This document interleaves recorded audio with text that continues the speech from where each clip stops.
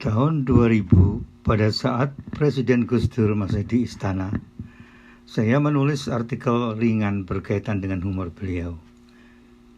Artikel tersebut alhamdulillah dimuat di majalah Tempo edisi 5-11 Juni tahun 2000. Agar jelas, artikel tersebut dimuat di sini selengkapnya.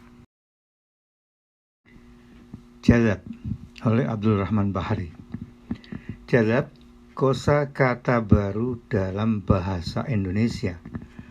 Terucap pertama kali dalam Forum Langitan tentang persyaratan kerelaan para kiai merestui Abdurrahman Wahid melaju ke pencalonan Presiden RI.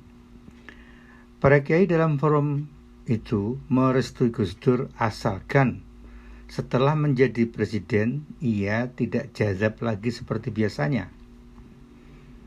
Secara etimologis, jazab adalah bentuk superlatif atau mubalaghah dari kata kerja jazaba yang artinya menarik, dan dalam format superlatif dapat diartikan sangat menarik.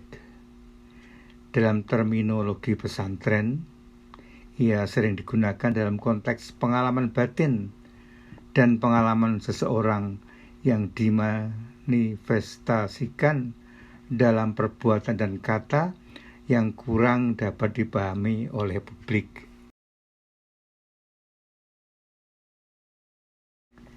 Dalam sejarah pesantren ada almarhum Syekhuna Khalil dari Bangkalan, Madura, yang hidup pada awal abad 20, yang kondang sering jazab dan kemudian diakui kebenarannya oleh para ulama. Dalam suatu pengajian rutin dengan para murid, tiba-tiba ia mengambil ranting pohon dan memukuli para murid dengan tuduhan mencuri kambing.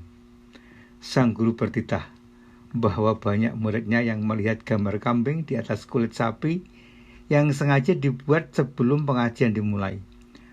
Memperhatikan objek selain guru yang sedang mengaji sama dengan mencuri pandang, dan kali ini mencuri pandang atas gambar kambing.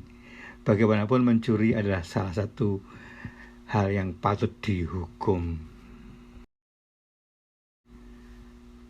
Masih tentang Mbah Kiai Khalil, saat sedang memimpin sholat Jum'ah, tiba-tiba ia nyelonong keluar melalui pintu khusus imam dan memberi makan ayamnya.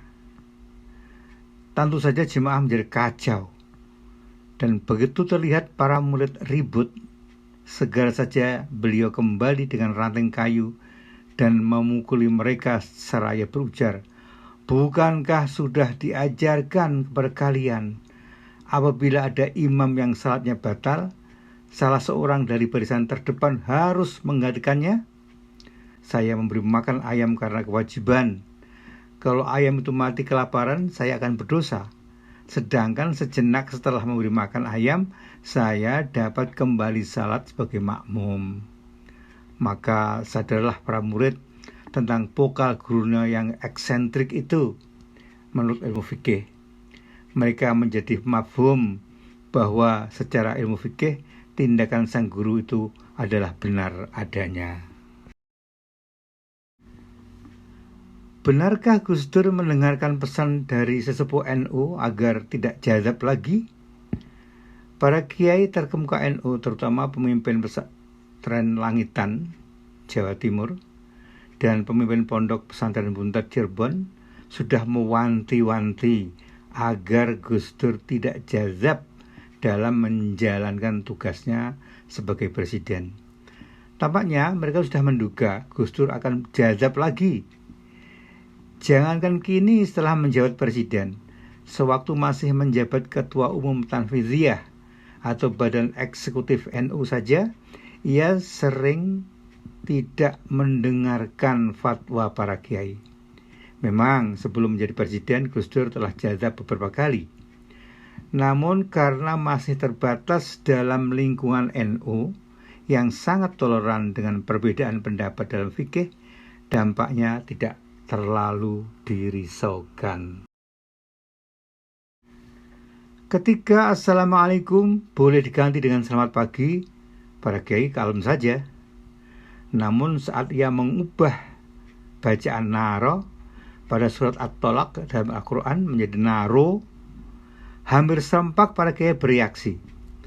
Memang kala itu para kiai tidak berkenan dengan John Naro, ketua umum P3 yang cenderung meminggirkan politisi yang berasal dari NU, tetapi mengubah bunyi ayat Al-Quran nanti dulu. Selengkapnya, makna ayat yang diubah Gus Dur adalah, wahai orang yang beriman, jagalah dirimu dan keluargamu dari naro atau api neraka. Nah, naro inilah yang kemudian dibunyikan oleh Gus Dur menjadi naro, yang ketua umum P3 saat itu.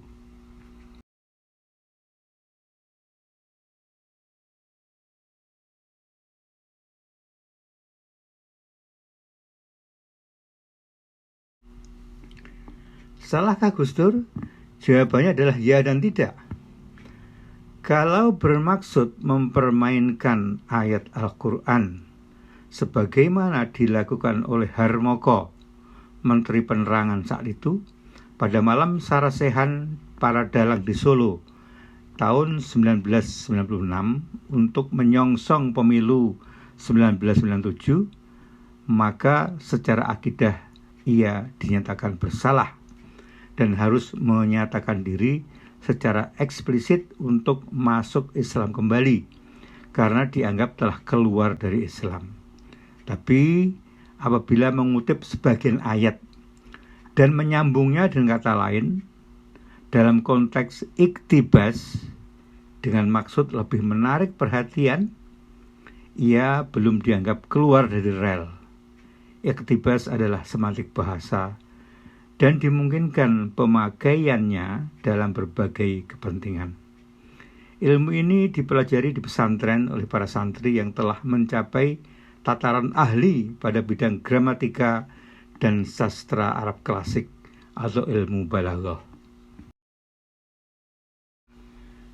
Daftar jazab makin panjang. Misalnya ucapan Gus Dur bahwa dalang kerusuhan pada awal Mei 1998 adalah ES. Ketika Egy Sujana meradang karena merasa ES adalah inisial namanya, seperti biasanya Gus Dur kalem saja. Menurut sebagian pengamat, yang dimaksud dengan ES adalah Eyang Soeharto. Bahkan ada yang memelesetkannya menjadi ente sih. Setelah beberapa waktu bersepi, tiba-tiba kita tersentak pada saat Perdana Menteri Italia memperingatkan militer Indonesia agar tidak mengambil alih kekuasaan dari Gus Dur. Nah, kemudian orang terperangah kembali saat Wiranto diminta berhenti dari jabatannya selaku Menteri Koordinator Politik dan Keamanan. Padahal sebelumnya Gus Dur mengaku pernah diselamatkan dari pembunuhan atas perintah atasan saat itu. Belum lagi reda, Gus Dur mengatakan sulit membedakan antara DPR dan teman kanak-kanak yang mengundang protes keras dari para wakil rakyat itu.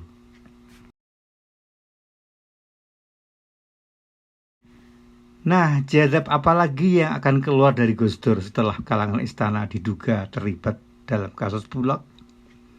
Sesering dan separah apapun jazab Presiden Wahid, masyarakat awam tetap kurang dapat mengerti. Jazab berikutnya yang akan bikin geger ialah Gus Dur membubarkan Partai Golkar. Tampaknya hanya para kiai di forum langitan yang mafhum apa maknanya.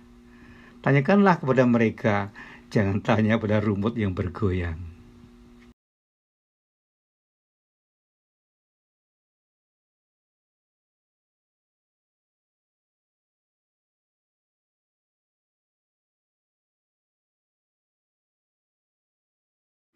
Allahumma salli ala Sayyidina Muhammad.